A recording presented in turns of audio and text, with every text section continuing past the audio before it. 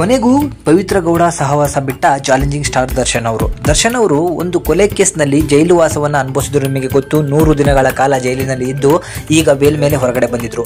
ಇವತ್ತು ಆ ಒಂದು ಹೆಣ್ಣಿನ ಕಡೆಯಿಂದ ಅವರು ಜೈಲನ್ನ ಏನು ಅನುಭವಿಸಿದ್ರೋ ಆ ಒಂದು ಹೆಣ್ಣಿನ ಮುಖಾಮುಖಿ ಆದ್ರೂ ಕೂಡ ಇವತ್ತು ಒಬ್ಬರ ಮುಖವನ್ನು ಒಬ್ಬರು ನೋಡ್ಕೊಂಡಿಲ್ಲ. ಹೌದು, ಪವಿತ್ರ ಗೌಡ ಮತ್ತೆ ದರ್ಶನ್ ಇಬ್ರು ಕೂಡ ಇವತ್ತು ಕೋರ್ಟ್ಗೆ ಹಾಜರಾಗಿದ್ರು, ಅದು ಕೂಡ ರೇಣುಕಾ ಸ್ವಾಮಿಯ ಕೊಲೆ ಕೇಸ್ನ ಒಂದು ವಿಚಾರಣೆಗಾಗಿ. ಸೊ ಇವತ್ತು ಕೋರ್ಟ್ಗೆ ಒಬ್ಬೊಬ್ಬರಾಗಿ ಬಂದಂತಹ ದರ್ಶನ್ ಮತ್ತು ಪವಿತ್ರ ಗೌಡ ಇಬ್ರು ಕೂಡ ಮೊದಲಿಗೆ ದರ್ಶನ್ ಅವರು ಎಂಟ್ರಿನ ಕೊಡ್ತಾರೆ, ನಂತರ ಪವಿತ್ರ ಗೌಡ ಕೊಡ್ತಾರೆ. ಸೊ ಪವಿತ್ರ ಗೌಡ ಅವರು ದರ್ಶನ್ನ ಎಷ್ಟೇ ಬಾರಿ ನೋಡಿದ್ರು ದರ್ಶನ್ ತಿರುಗೂ ಕೂಡ ಪವಿತ್ರ ಗೌಡ ಅವ್ರನ್ನ ನೋಡ್ಲೇ ಇಲ್ಲ.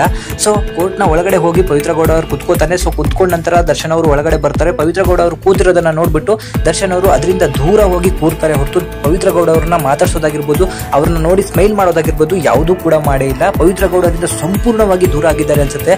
ಸೊ ವಿಚಾರಣೆಯನ್ನ ನಡೆಸಿದಂತಹ ನ್ಯಾಯಾಧೀಶರು ಈ ವಿಚಾರಣೆನ ಏಪ್ರಿಲ್ 8ಕ್ಕೆ ಮುಂದೂಡ್ತಾರೆ. ಸೊ ಮುಂದೂಡಿದ ನಂತರ ಪವಿತ್ರ ಗೌಡ ಅವರು ಸಿಕ್ಕಾಪಟ್ಟೆ ಅಳ್ಳಿಕ್ಕೆ ಶುರು ಮಾಡ್ತಾರೆ. ಯಾಕಂತ ಹೇಳಿದ್ರೆ ದರ್ಶನ್ ಅವರು ಪವಿತ್ರ ಗೌಡ ಅವರನ್ನ ನೋಡೋದೇ ಇಲ್ಲ, ಅದರಿಂದಾಗಿ ಅವರಿಗೆ ಬೇಜಾರಾಗಿದೆ. ಸೊ ಅದರಿಂದಗೋಸ್ಕರ ಪವಿತ್ರ ಗೌಡ ಸಿಕ್ಕಾಪಟ್ಟೆ ಅಳ್ತಾ ಕೋರ್ಟ್ ಇಂದ ಹೊರಗಡೆ ಬರ್ತಾರೆ. ಸೊ ಅವರು ಹೋದ ನಂತರನೇ ದರ್ಶನ್ ಅವರು ಕೋರ್ಟ್ ಇಂದ ಮೇಲೆ ಎದ್ದು ಬರ್ತಾರೆ. ಪವಿತ್ರ ಗೌಡ ಹೋಗ್ಬೇಕಾದ್ರೆ ದರ್ಶನ್ ಅವರು ಎದ್ದೊಳದೇ ಇಲ್ಲ, ಅವರ ಕಡೆ ನೋಡೋದೇ ಇಲ್ಲ. ಸೊ ಸಂಪೂರ್ಣವಾಗಿ ಪವಿತ್ರ ಗೌಡ ಅವ್ರನ್ನ ಇಗ್ನೋರ್ ಮಾಡ್ತಿದ್ದಾರೆ ದರ್ಶನ್ ಅವರು.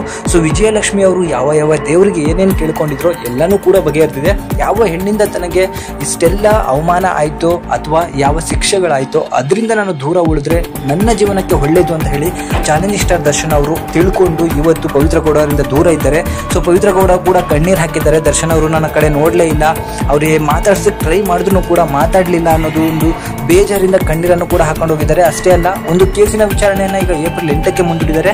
ಇಬ್ಬರ ಮುಖಾಮುಖಿ ನೆಕ್ಸ್ಟ್ ಏಪ್ರಿಲ್ 8ಕ್ಕೆ ನಡೀತಿದೆ. ಅವತ್ತು ದರ್ಶನ್ ಅವರು ಪವಿತ್ರ ಗೌಡ ಅವ್ರನ್ನ ಮಾತಾಡಿಸುವಂತಹ ಸಾಧ್ಯತೆ ಇದೆಯೋ ಇಲ್ಲೋ ಗೊತ್ತಿಲ್ಲ. ಬಟ್ ಈಗಿನ ಬೆಳವಣಿಗೆಯನ್ನ ನೋಡಿದ್ರೆ ಪವಿತ್ರ ಗೌಡ ಅವ್ರನ್ನ ಕಂಡ್ರೆ ದರ್ಶನ್ ಅವರು ಒಂಚೂರು ಕರಗುವಂತಹ ಸಿಚುವೇಶನ್ ಅಲ್ಲಿ ಇಲ್ಲ. ಯಾಕಂತ ಹೇಳಿದ್ರೆ ಆಗಿರುವಂತಹ ಅವಮಾನ ಆಗಿರ್ಬೋದು, ಮತ್ತೊಂದಾಗಿರ್ಬೋದು, ತನ್ನ ಅಭಿಮಾನಿಗಳಿಗೆ, ತನ್ನ ಹೆಂಡತಿ ಮಗುವಿಗೆ ಆದಂತಹ ಕಷ್ಟಗಳನ್ನ ನೆನಪು ಮಾಡಿಕೊಂಡು ಇವತ್ತು ಪವಿತ್ರ ಗೌಡ ಚೆನ್ನಾಗಿದ್ದಾರೆ, ಅವ್ರು ಚೆನ್ನಾಗೇ ಇರಲಿ, ನನ್ನ ಪಾಡಿಗೆ ನಾನು ಇರ್ತೀನಿ ಅನ್ನೋ ಒಂದು ಮನೋಭಾವ ಬಂದಿರೋದ್ರಿಂದ ದರ್ಶನ್ ಅವರು ಮುಂದಿನ ಜೀವನದಲ್ಲಿ ಸುಖವಾಗಿರ್ಬೋದು. ಸೊ ಇದನ್ನೇ ಮುಂದುವರ್ಸ್ಕೊಂಡೋದ್ರೆ ತುಂಬಾ ಒಳ್ಳೇದು. ಅದನ್ನ ಬಿಟ್ಟು ಮತ್ತೆ ಪವಿತ್ರ ಗೌಡ ಅವರ ಸಂಘ ಸೇರಿದ್ರೆ ಸ್ವಲ್ಪ ಜೀವನದಲ್ಲಿ ಕಷ್ಟಗಳು ಬರ್ಬೋದು ಅಂತ ಹೇಳಿ ನಮ್ಮ ಅನಿಸಿಕೆ. ಇವತ್ತಿನ ದರ್ಶನ್ ಅವರ ಒಂದು ನಡೆಯಿಂದ ನಿಮಗೆ ಏನು ಅನ್ನಿಸ್ತು ಅಂತ ಹೇಳಿ ಕಮೆಂಟ್ ಮಾಡಿ ತಿಳಿಸಿ.